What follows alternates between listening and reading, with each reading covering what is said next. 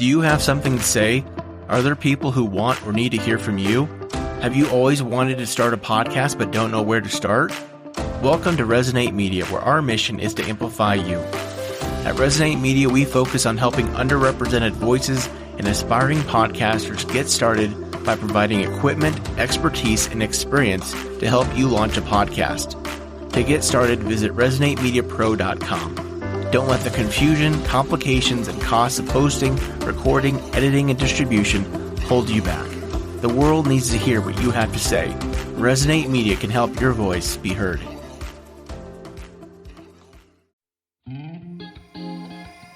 Hello, everyone.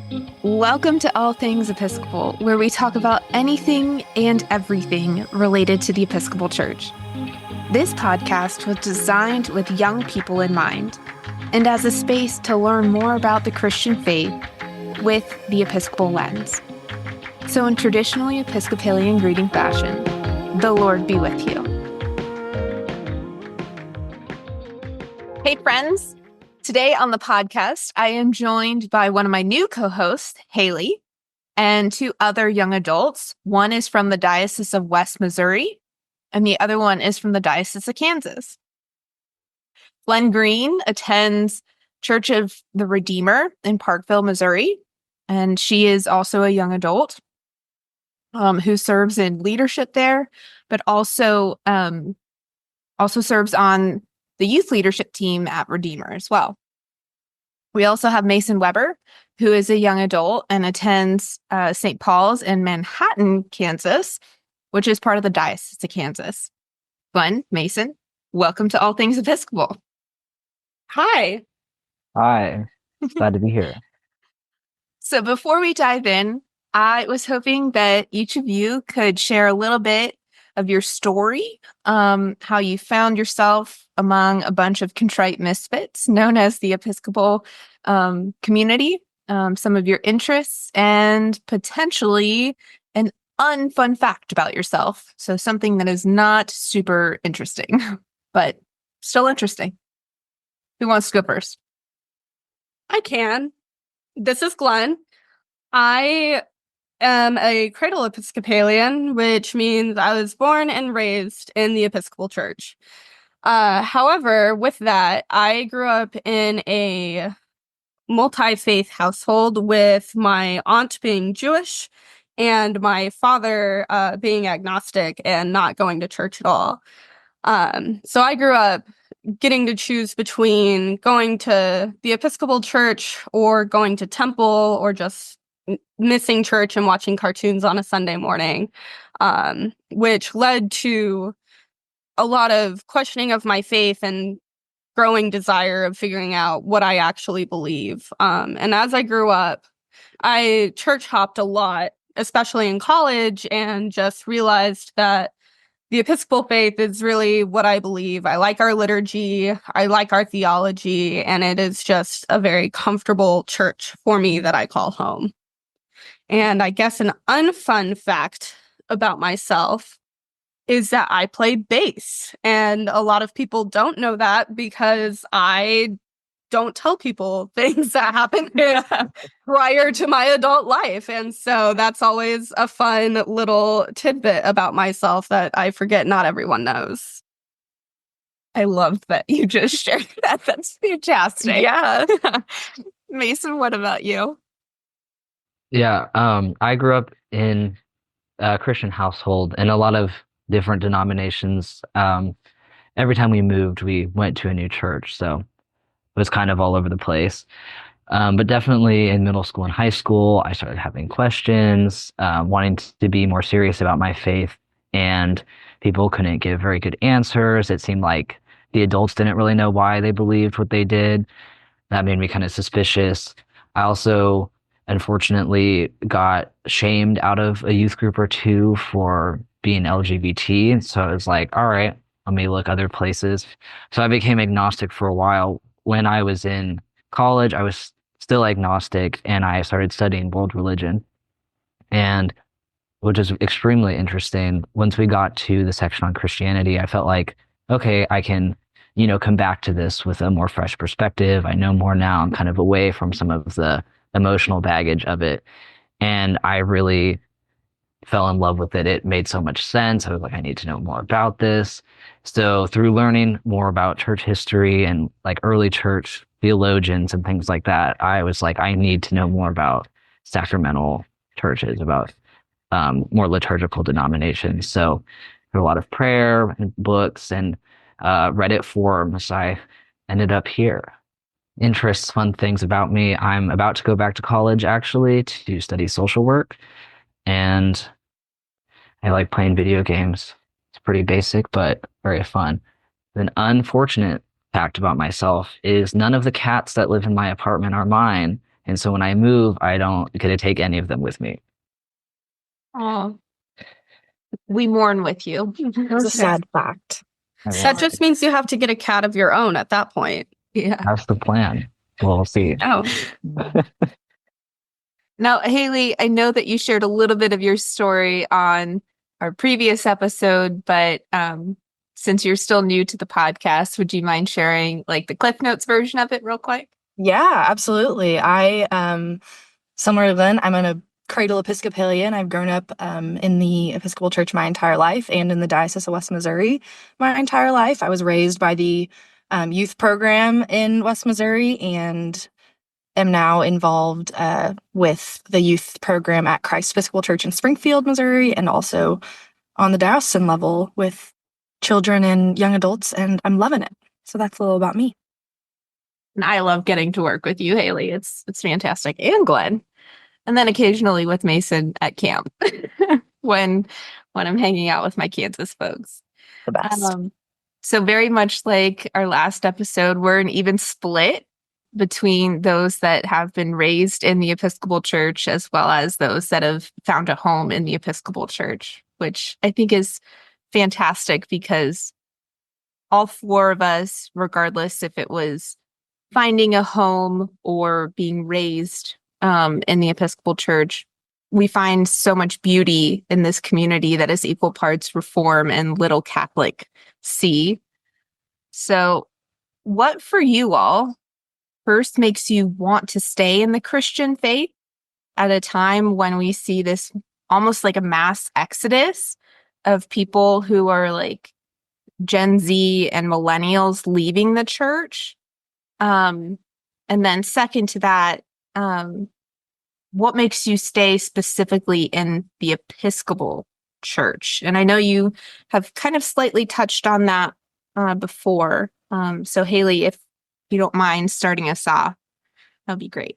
Yeah, I love this question. It was a great reflection. As I kind of prepared today and thought about it a little bit before this, great reflection on these things that I don't always take the time to think about. But the Christian faith, I think I've continued to stay in it and come back to it.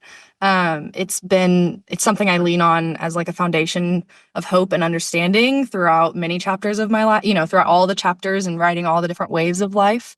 And faith being, an intangible thing that can get swampy and messy all the times for myself included. It's been coming back to the Christian faith and staying connected to my faith in that way has been a real source of peace that I really haven't found anywhere else or in the same kind of way in any other places in my life. So I think the Christian community, that's what's kept me here. That's why I stay here throughout it all.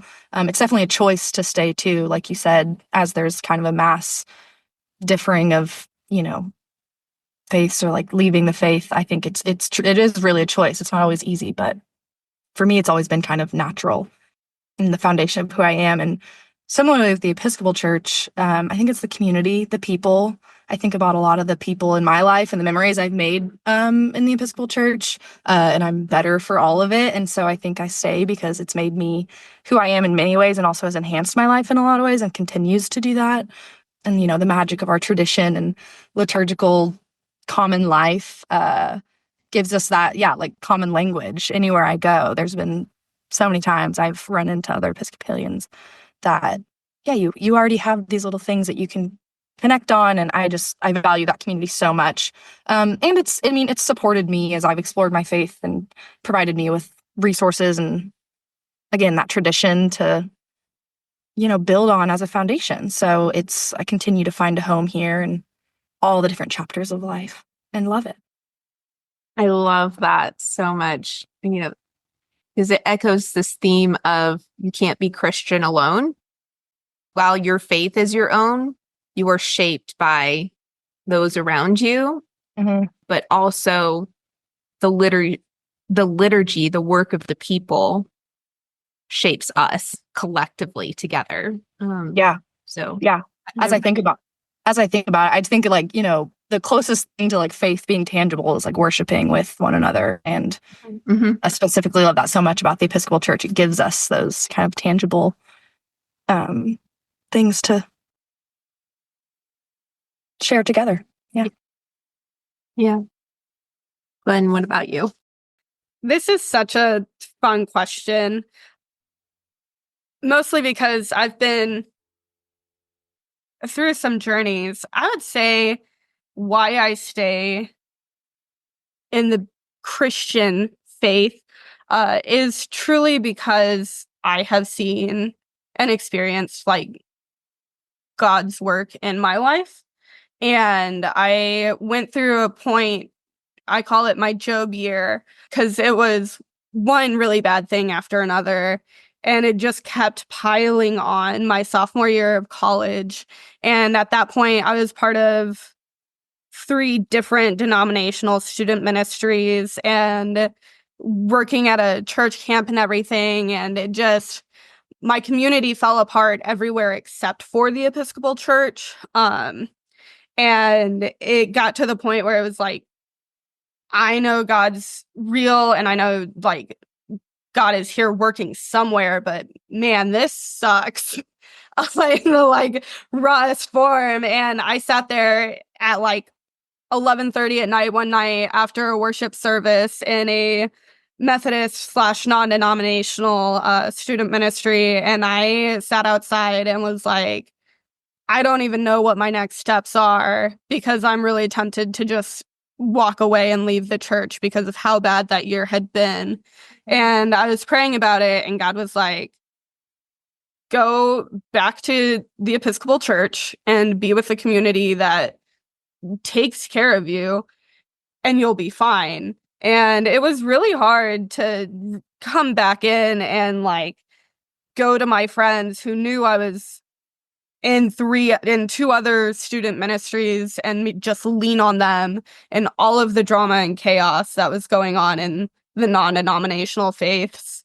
And they took care of me. Like, they prayed for me, and they pretty much were like, God's got this, but we got you. And so that was really nice, which leads to how I stayed in the Episcopal Church. It is home for me. I'm very traditional. I like my real communion. Give me wine every Sunday, not once a month, not grape juice, not Hawaiian bread. Like, I need the real bread with the real wine for me to know that like the Eucharist and Jesus is there. I'm also a really big person on doing the confessions of sins. I love confession every week. It's a reset for me. And so between the community and the liturgy and the consistency of the Episcopal Church is why I stay. Because I've moved, I think this is my 4th state I've lived in. And everywhere I go, the Episcopal Church is relatively the same. We all have the prayer book. We all sing the same songs from the hymnals. And so it just is so nice to be able to have that consistent traditional worship. I love that you threw in the elements of the Eucharist and how that's the great unifier. It matters. It does. It matters.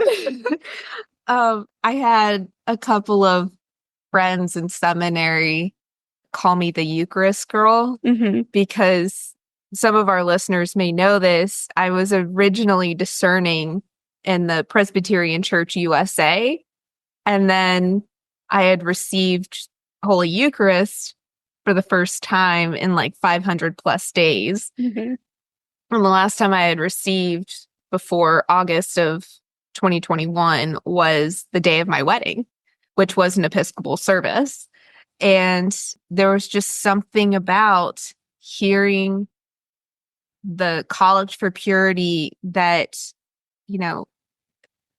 starts the service, and then you hear the epiclesis over the elements that are later consecrated, and it just makes it that much more reverent and unique in the sense of it's this beautiful mystery that binds all of God's people together, regardless of gender, socioeconomic status, language, sexual orientation, whatever.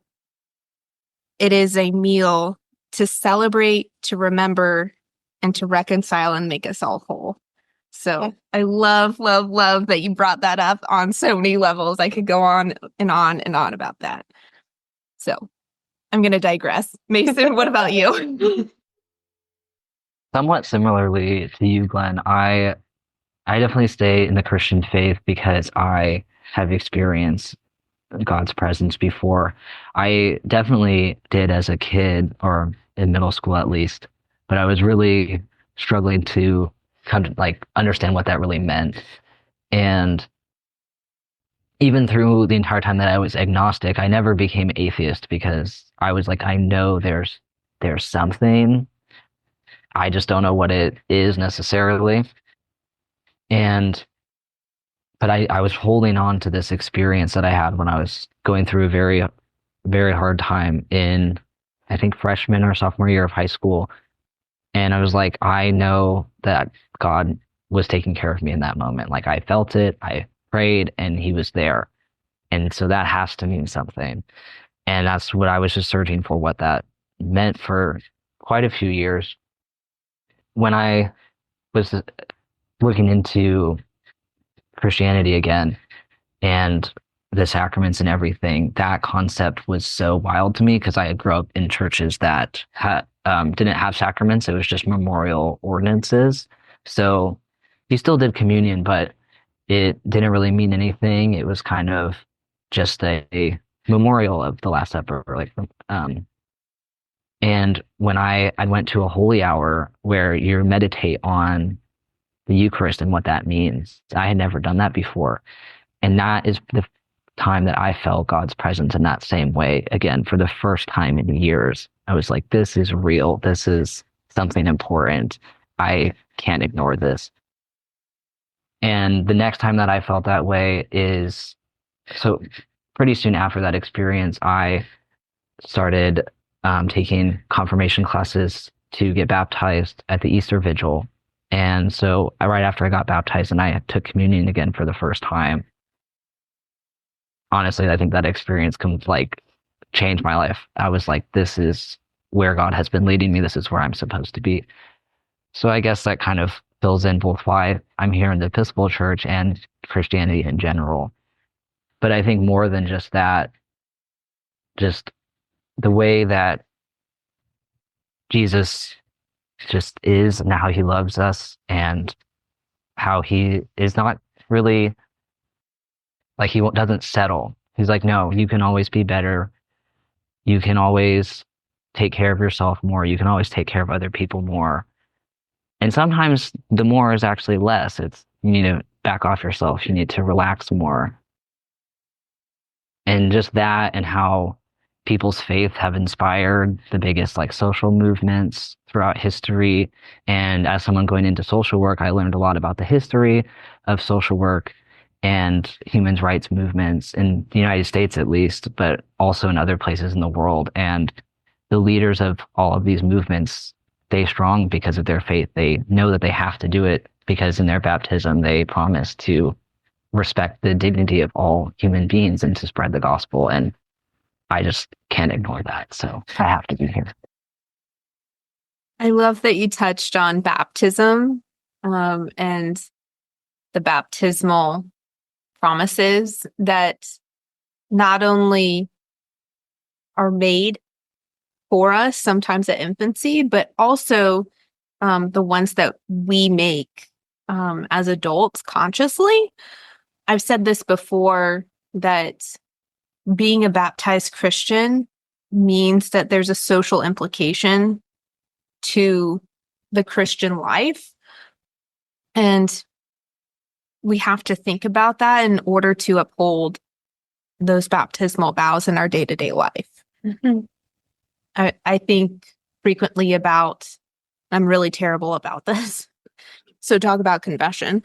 Like Glenn mentioned a few minutes ago, I am notorious for using Amazon for almost everything. Like books are really bad, but sometimes like if I have to buy something in bulk for church, it's less cost, but I'm not thinking about who am I purchasing this from? Are they using ethical business standards? And if they aren't, then am I actually breaking my baptismal vow by not honoring the dignity and humanity of every human being, like you said, Mason, or seeking to serve Christ in all persons? Because I'm looking to make sure that I'm, more or less a good steward of money. Yeah. To get more at a lower cost. But what is good steward in this case? Is it I pay a higher price for better business practices or something else? So I appreciate you bringing that up. I think it's one worth considering for sure. It's a daily challenge. Oh my gosh, is it? Especially during Holiday season. the holiday man. season. So It shows up in so many ways. I feel like I'm going to be Yeah. Yeah, like 100%. We just talked about,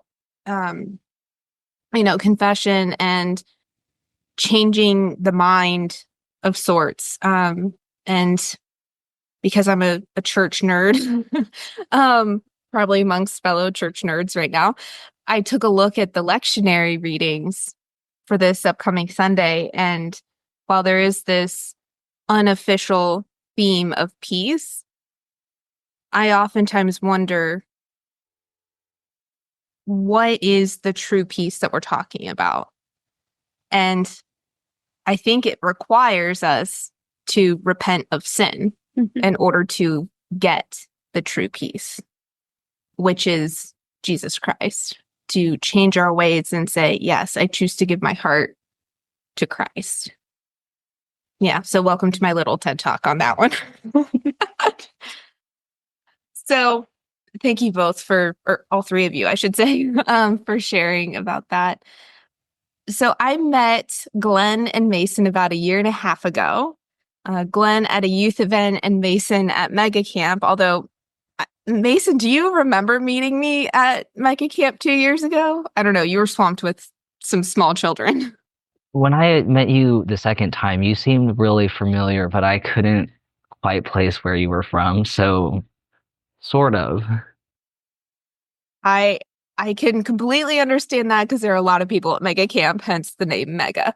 But all that aside, about 6 months ago, Glenn, Mason, and myself, we were on retreat and we got to chatting during what was supposed to be a 30-minute lunch break and then turned into a 90-minute conversation about our experiences as young adults within the Episcopal Church. But more specifically, it was a conversation about our experiences with evangelism, hospitality, and formation within the Episcopal Church. And one of the things that came up was how the church can be more invitational or hospitable to those that are seeking a new church home.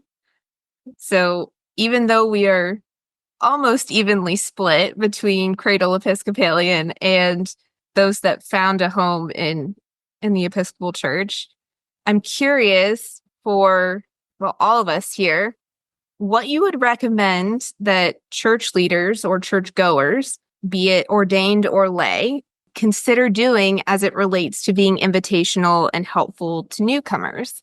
So, Glenn, I'm going to ask you to start us off on responding to this question, and then Mason, and then Hayley. This is such a hard question, only because every church is different and every person wants to be welcomed into church differently. However, I am a firm believer, especially in the post-COVID era, that the barrier to entry of the Episcopal Church is kind of hard due to the prayer book itself. And as much as I love the prayer book, and I love the Book of Common Prayer, like it is my favorite. It is the greatest tool. However, if you're not a cradle Episcopalian and you walk into an Episcopal church on a random Sunday and you get handed a pamphlet and go and sit in your pew, and dependent on the church, everything's either in the pamphlet or you have the numbers, and no one tells you anything, and you're like, where do I go? What do I do? What is this red book? What is this blue book? And some churches do a really good job at explaining what all of the books are in our pews, some not so much. But I'm a firm believer, if we just got back to working solely in the Book of Common Prayer and having the priest or whomever is leading that Sunday say, we're starting on page 355 in the Red Book of Common Prayer. Everyone in the service knows where we're starting. It also clears up if we're doing rite 1 versus rite 2 during the seasons, because lots of people get into automatic, oh, this is what we say and this is how we do, and we switch the rites during different seasons, and half the church is saying the correct thing and the other half is not, because we're good old Episcopalians. And again, I love it. So that barrier to entry could be fixed by just talking about where we are in the service in the book. Regarding actual welcoming, I have learned that we get so excited when we have new people that we're kind of overwhelming, and that it's like, oh my gosh, new person, let us introduce you to the entire church right now, which is wonderful, but overwhelming. So I think having just a strict set welcoming team could be super helpful. And especially during the piece, go up, introduce yourself, welcome them into the church, and then let them come to others instead of dragging that person along to every person in all of the pews. Because that can be very overwhelming for a lot of people. And so, yeah, I think that is my advice to leadership and becoming more hospitable and creating less barrier to entry. I'm making notes now. Yeah. Since I'm on staff at a church right now. You'll do great. Well, thanks for the vote of confidence. Mason, what about you? I have a couple different ideas about this. I think in the first place, being a little more vocal about the opportunities that people can get involved in is really important. As much as Glenn was talking about the barrier to entry in the service itself, a lot of people have a even harder time breaking the barrier entry into the church community. And I think dragging the people around and being like, oh, be a part of this, meet this person can also be really overwhelming.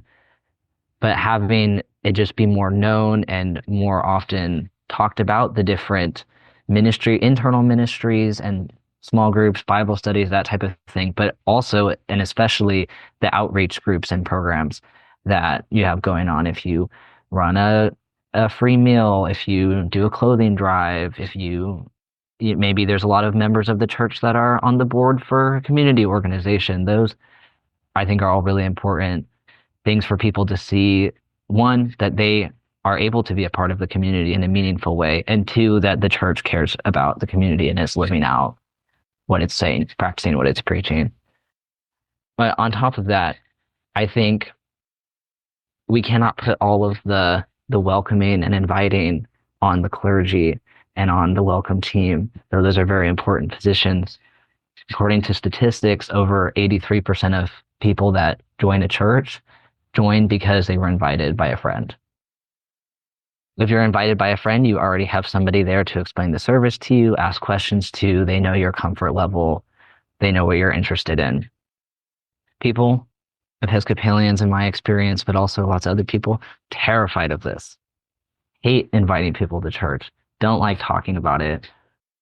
In this Discord server that I'm in, someone once said, Anglicans really hate talking about being religious churchgoers, and we need to knock that off because we are. If we think that this is so important to us and it's impacting and changing our lives in the way that we do share when we're talking about it and when we're in these communities and these conversations, we want other people to be able to experience that too if they want to. And it doesn't have to be that scary. A lot of it is just about being more casual about the fact that you're Christian and that you go to church. When it just comes up in natural conversation a lot of the time. Just what did you do on the weekend? Like, how's your family? Like, oh, last night I went to this church event. I actually was really surprised and very excited that a lot of churches that I visited in this fall during their stewardship campaign, instead of talking about how to get more involved or donate or anything like that, actually had people give kind of these like elevator pitches of the Episcopal Church, of different people from the congregation going, how would you talk to your friends about why you think this church is important? Why do you think your faith is important? Why do you think this community is important? Because people are going to believe you a lot more than they're going to believe a clergy person about why church is important. And I just think I've been invited to a lot of things. Everything that I've gotten in, most of the things that I've gotten involved in have been because someone has invited me to be there, and I wouldn't trade that for anything. So the average listener listening to this Episcopalian podcast, you can do it. Yep. Thank you. That's my TED Talk. I love it. I think Episcopalians are so afraid of evangelism because we see how harmful it could be, and we just want to separate ourselves from that, which we do in our own way, but we went too far in that pendulum swing where it's just like, God loves you, but we're going to love you from over here and not invite you to our church, even though it loves you, in my experience from what I've seen. And I'm guilty of that as well, where I sit there and I tell my friends, like, yes, I go to church. You don't have to come with me, but the door is always open. But you don't have to come. And it's like, well, I had a friend recently who just straight up invited herself to church with me. She texted me Saturday night and was like, I'm coming to church with you tomorrow. And I said, okay, that's fine. And sometimes, like, that should not be what happens. Is you should invite your friend instead of having them invite themselves. And I think it is just because we want to be known as that safe space and not the we're going to shove our religion in your face kind of people. But that's also how we lose out on the opportunity of bringing people in, which is unfair to them. Like, exactly. That, yes, the church needs to grow and everything, but like, we need to show people that there is community that wants them there. Yeah, it's the great yes and. Yeah. Hayley, what about you? Yeah, I'm just thinking about what you both shared, and it's that, that line between active and overactive evangelism. Like, how do we find that balance and find what, share who we are and what we're about, without overdoing it, or however you might want to call that. But I really loved, Mason, what you were saying about don't be afraid to share like the ministries and fellowship groups and other things that go on outside of maybe the four walls of your congregation and things like that during service. I had the thought, like, it's okay for announcements during service to not be 30 seconds, like, just look in your bulletin. Like, I encourage people to stand up and share, about your different ministry groups and things like that, because even if most of the people there hear about it all the time and know what's going on, the Sundays that somebody new is there, or, it's always good to share about it and sharing your passion and updates. It doesn't have to be some grand announcement, but just sharing that it's there. I love that. And I think that is that, seeing where people are plugged in their passions, just even if you're sitting by yourself in a pew, for me, that thought creates a really welcoming environment because it makes it easier for others to see how they can get plugged into that community. I also think, remembering in that same kind of thought, remembering that not all like newcomers are going to be comfortable in the space right away, like in the actual space of the church. And so, we'll want to obviously greet them and welcome them and be welcoming in that coffee hour at lunch, but, provide other spaces, whether it's fellowship groups or those ministry meetings, like outside of the four walls of church again, and think outside the box for those fellowship things. Because I think being in community in other ways, once people start getting plugged in, could be really helpful and beneficial to, get to know people in a more casual sense and get to know what the church is about and why people choose to stay in the Episcopal Church and why they might want to also. That's a lot of rambling. I have a lot of awesome thoughts going on right now because this is a great question. But yeah, I think just providing lots of opportunity for people to get plugged in with all areas of church and ministry, wherever you are. It's a good first step. Amen on that one. Yeah, I think there's something special about participation to what you were saying, Hayley, that we have to participate. And that is part of continuing with the apostles' teachings. It's not just the sacramental part of our faith, that there is a participatory element to it. And it also brings to light, especially for those that are like church skeptics that might be coming into the church for a class. Like Mason mentioned earlier about world religion, someone might be doing a field ed experience and looking at different religions or different Christian denominations, if it's more ecumenical or intra-religious experience. That talking about the so-called secular opportunities like clothing closets or Habitat for Humanity, things like that the church is involved in, actually highlights the church doing good rather than just we are people who follow a set doctrine and this is our, for lack of better words, like code of life. This is the code we live by. Not to sound like a character from Pirates of the Caribbean, but more to the point, though, that the church does extraordinary work along with the secular community, and it only makes for a stronger community when we recognize the why for why we're doing something. So for the four of us, I would venture to guess that it is because of our love of Christ that we get involved in, social outreach things, or we find a particular reason for being involved in a justice ministry or justice and reconciliation, something of that sort. But for someone who is non-religious, it doesn't take away from their participation in that same thing. It's just a different why. And that why, I think, is, for me, the beauty of the diversity of the kingdom of God. So as individuals that absolutely love the church for all of its beauty and its quirks, what are you all craving when it comes to your spiritual lives? What do you think you need most right now to grow in your spiritual journey?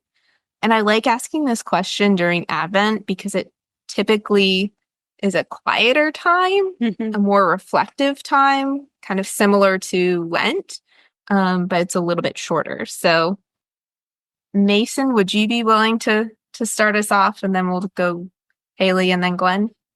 For sure. I think for me right now, I am craving some more like intentional Christian community and like conversation, maybe reflecting on something together. My church does have a weekly Lectio Divina group, which is wonderful, but I currently work during when it is.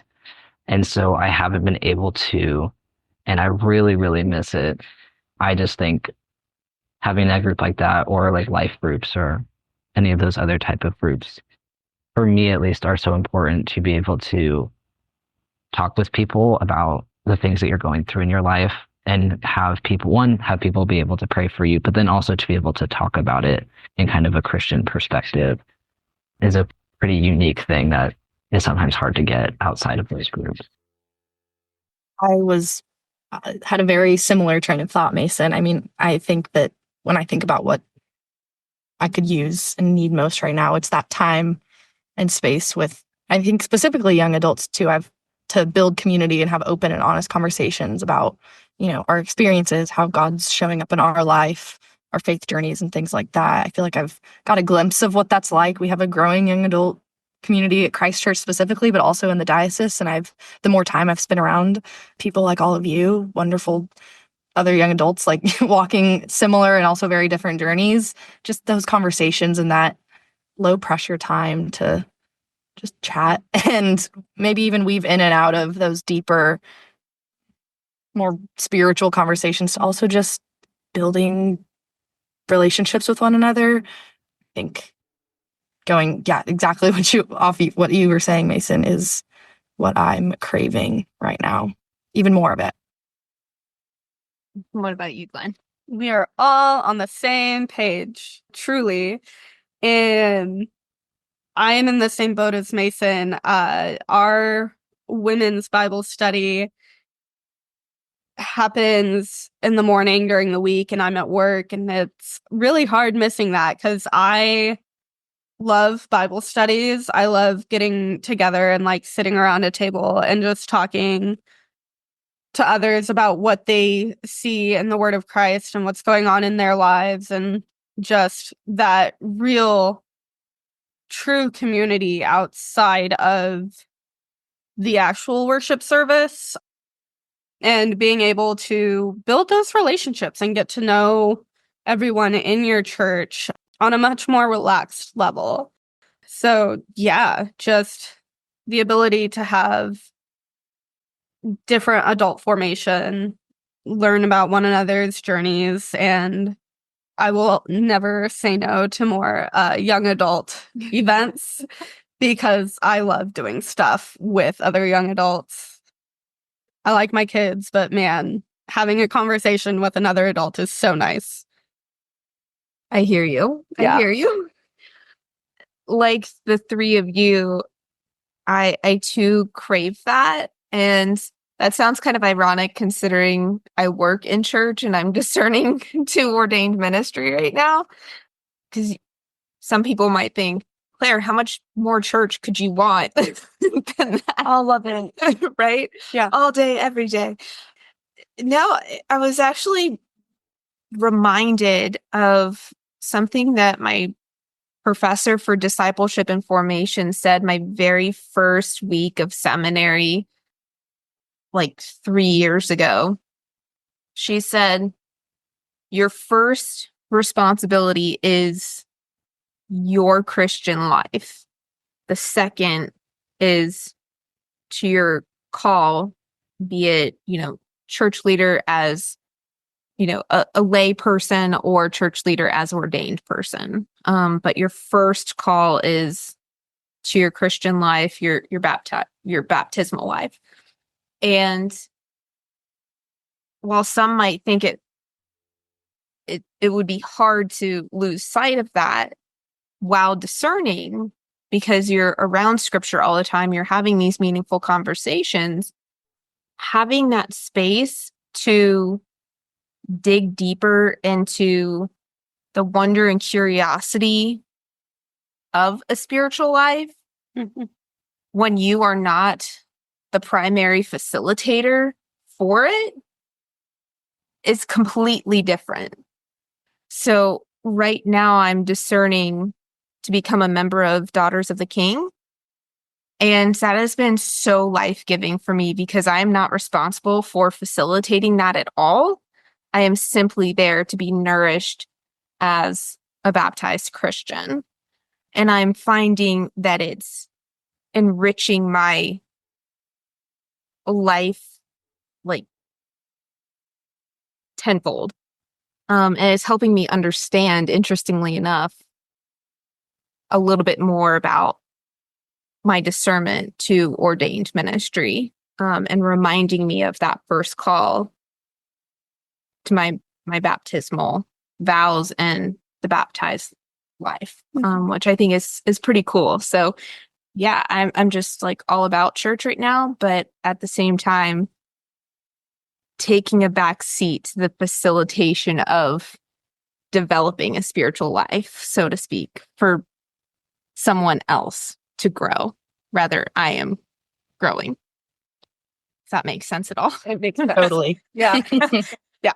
Yeah. So for any of our listeners, or even like the three of you, if you decide, hey, I might be a vocational deacon, or hey, I'm thinking about like ordained ministry, make sure you find like a small discipleship group that you are not the primary facilitator of, so you can be nourished in a different way. And I'm happy to be a conversation partner with you at some point. As the cliche goes, you cannot pour from an empty cup. Exactly. You have to be poured into. Very true. Very true. So I wonder, kind of what Glenn was saying, you can't pour from an empty cup. Slightly different, but similar thought. What do you find kind of funny or strange about the Episcopal Church?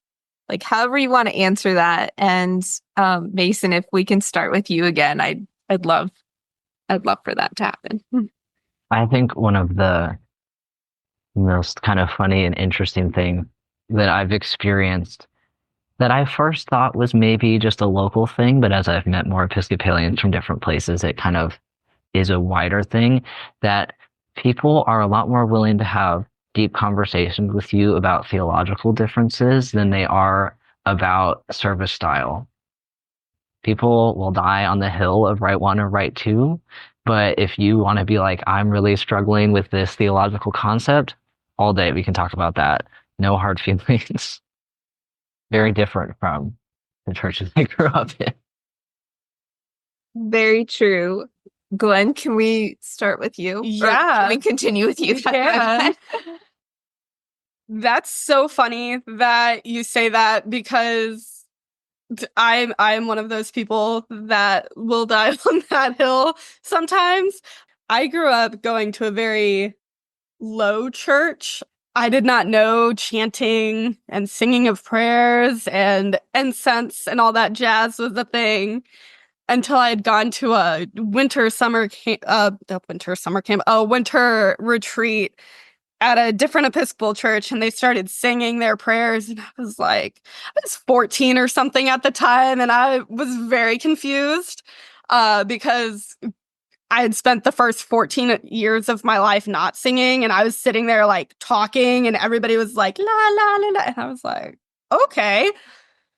And coming to the Diocese of Missouri, I learned very quickly that there are chants. You cannot find a church in the Diocese of West Missouri that does not chant at least one prayer in their services. And I find it so funny how consistent we can be when it comes to the Book of Common Prayer. We're all reading from the same book. It's all the same prayers. How it's said, how it's sung. There are infinite numbers of ways to go with it. I also find it hilarious what the Episcopal Church considers modern music and what music can be used in the church. As someone who spent a lot of time going to non-denominational worship services that were singing songs on the radio, and I am a lover of the hymnal. Give me hymns all day, every day. But there are some churches that are yeah, we use modern music and the song's 30 years old. And I'm like, that define modern, guys. Like, sure. And so having those conversations of where do we modernize the church and where do we keep with tradition is always a very funny conversation to sit and listen to at any Episcopal church you go to, because everyone has an opinion and it's great. Yeah. Oh, so true. So true. I think the thing that I find funny, having spent time in a different denomination, and specifically a parish that I would probably identify as low church, because I would say that there are some high church, Presbyterian Church USA parishes, but the one that I was attending was pretty low church. And now that I'm back home in the Episcopal Church, I would argue that my liturgical style, preference is like broad to high. And so when I think about that in relation to where I recently came from and came home to, the amount of vestments that we have in the Episcopal Church, it's like almost like a liturgical fashion show. They're so pretty. They are. I'm so pretty. I am not like disputing the beauty of it, but I can only imagine for someone that is either new to the Episcopal Church or is not coming from a liturgical background, how strange it's got to be to see a person wearing like a colorful poncho with like 4 different things underneath, like on top of their street clothes. I think that that's got to be a pretty strange or funny thing to experience. So yeah, just thinking back on that and how they change according to the liturgical season. And then, kind of what Glenn was talking about a few minutes ago, the things that we kind of nitpick over that we find such deep meaning in, like blue versus purple, or I should say like an indigo-ish color for Advent, like how there are very strong feelings about that. I am one of those people. Truly. I came from a purple background for Advent, like an indigo-ish color, and came up here and it's blue. And I'm like, what is this? Yeah. And see, I grew up the same way, like with indigo or like dark purple. Yeah. So I'm curious, like Hayley, Mason, are your vestments at your parishes like blue or like indigo, dark purple for Advent? If I'm remembering correctly, they're not like a deep indigo. I think they lean more blue. Okay. I also have the worst. Is it a dark blue or like a powdery blue? Oh, definitely darker. Okay. Also, if I'm getting this completely wrong, then who knows? But yeah, my church does that bright royal purple for Lent, which is beautiful. But I think I was visiting in Nebraska somewhere one time where they had that bright pastel blue. I'd never seen that before. I was like, what is going on?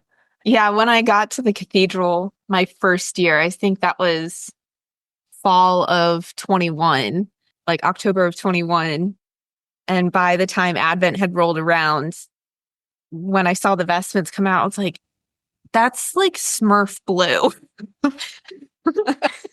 yeah, pastel-y blue would definitely throw me for a loop. This is interesting. Okay. Yes. Because I had only ever seen like that indigo, dark purple color. So that was a whole new ball game. And I was like, what is this? But yeah, so I think that there are some funny and strange things about being an Episcopalian. But with that being said, it's all about learning, right? Like learning what customs or social norms, liturgical norms, I guess, will be part of like a parish's practice. So I love Oh, sorry, Claire. I love thinking about that question though, like through the lens of youth. We just did like an acolyting refresher course, and some of the questions they ask, if they've not been around it, or they're just so honest and open in the questions they ask. It's like reminds you of those maybe funny or strange things that just become second nature after a while. But then especially these first time acolytes asking questions about, things in the liturgy that you're like, okay, yeah, let's dive into this. That is probably a little bit different for you, or, it's part of the tradition, but it's not, doesn't come like naturally to them yet, or they're like asking the why, which I think is great, but definitely brings up some of those things. The more asking why I am here for. Yes. Which is all part of learning, right? Before we moved on to the last question, I wanted to shout out the Diocese of Western Kansas real quick for the greatest quote that I've ever seen on a church website, which is, "What should I wear? Whatever you're comfortable in. Some people have a Sunday best that gives them joy. Some people wear jeans and a t-shirt. The priest has to dress basically like an upholstered chair, and Jesus wore sandals." Well, to our siblings in Western Kansas, we applaud you for very well done. Yes. I love the humor and the education all at the same time. That is great. That is great. So with any time that we're learning about something, hopefully it will provoke new thought. And with that, I'm curious if you all could learn about any topic in relation to the church, what would it be? And Hayley, if we can start with you, that would be great. Totally. This was one of those questions that I'm like, it's like so broad that I don't know what my answer would be. But some of our conversations today got my wheels turning. I think, there's lots of things as a cradle Episcopalian that I've grown up with and grown to like love and know about our liturgy and the community, but maybe don't know the why behind, going back to that why question. So I'm always like, I would love to deep dive into specific chapters of the church's history and their, our relationships within the Anglican Communion and our diocesan history and things like that. That definitely comes to mind. But Glenn, you mentioned chanting earlier as, one of a little bit ago. And I think that music and the history of music in the Episcopal Church and just the church in general, I am not a musician at all. I don't have a musical bone in my body, but it fascinates me and I love it so much. It's one of my favorite things about our church. And so I would love to like do a little deep dive on the history of like music and the hymnal and chanting and all of those kinds of things. That's got my brain, my wheels turning during our conversation today.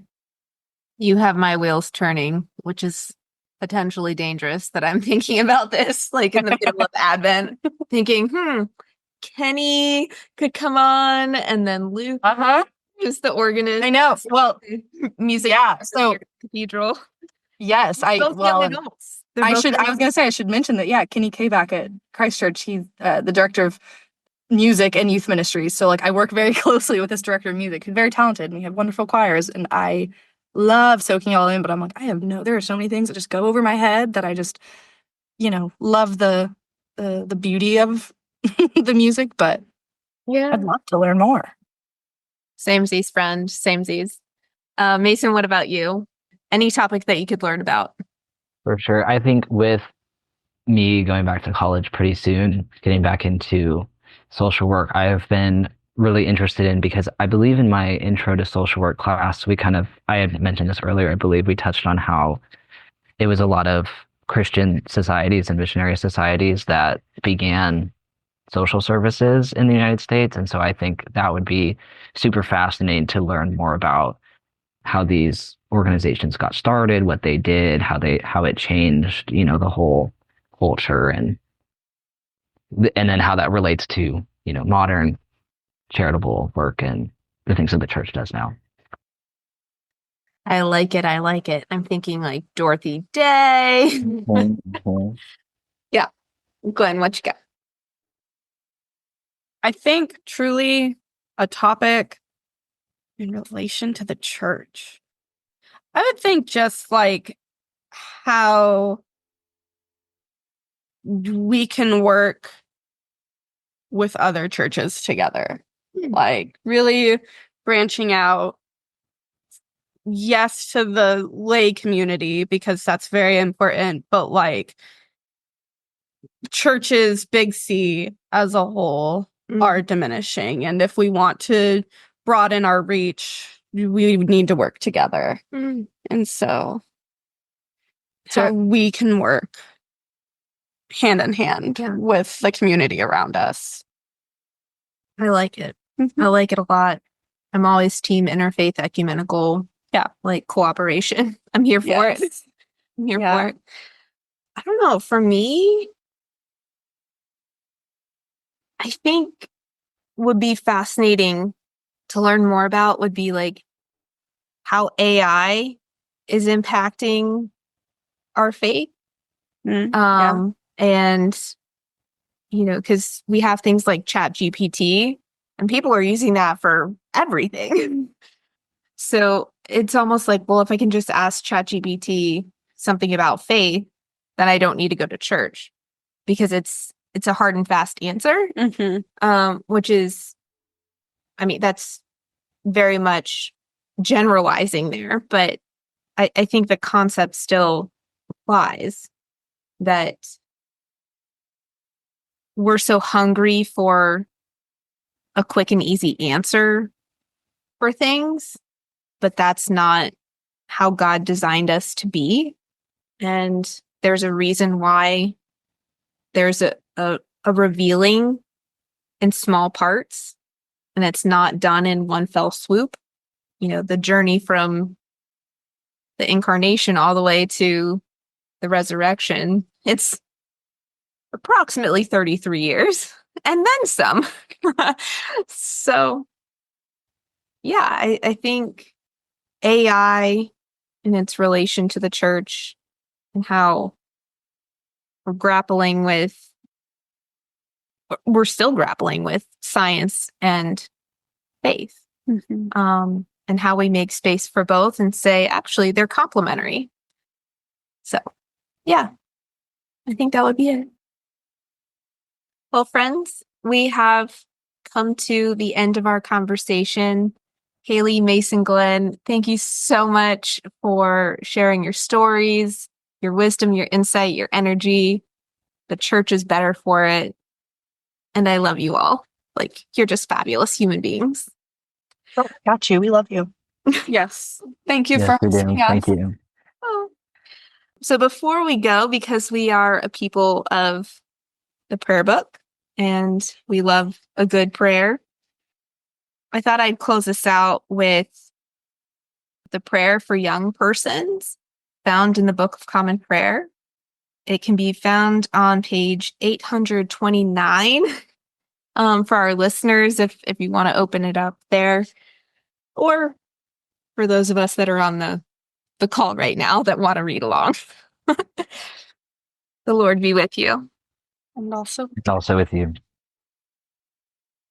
God our Father, you see your children growing up in an unsteady and confusing world. Show them that your ways give more life than the ways of the world. That following you is better than chasing after selfish goals. Help them to take failure not as a measure of their worth, but as a chance for a new start. Give them strength to hold their faith in you and to keep alive their joy in your creation. Through Jesus Christ our Lord. Amen. Amen. All right, friends, be well, go in peace, and have a wonderful Advent. Hey, friends, thanks for listening. Please like and subscribe and leave a review wherever you listen to podcasts. To learn more about all things Episcopal on the Diocese of West Missouri's communication pages, please visit diowestmo.org/podcasts/. And in the Diocese of Kansas, please visit edokformation.wordpress.com/all things Episcopal podcasts. All Things Episcopal Podcast is a production of the Diocese of West Missouri and the Diocese of Kansas, in association with Resonant Media.